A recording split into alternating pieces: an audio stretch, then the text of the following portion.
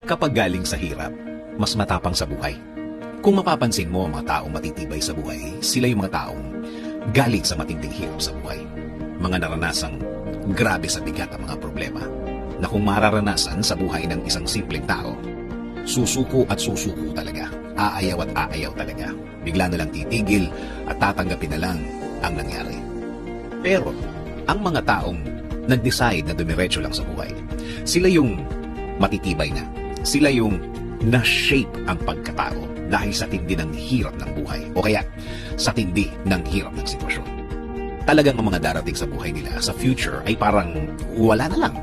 Tama, manggaling na sila sa pinakamahirap, pinakamatindi. Oo naman, nasa kanila ang desisyon kung ayaw na nila. Pero, ano ang pakinabang kung ayaw na sila? Sa bandang huli, sila ang talo. Sabi nga nila, bahala na si Lord. Malalakas ang faith ng mga taong ito. Pinanggalingan na nila yan. Kaya alam na nila na hindi naman talaga magtatagal ang sitwasyon nila.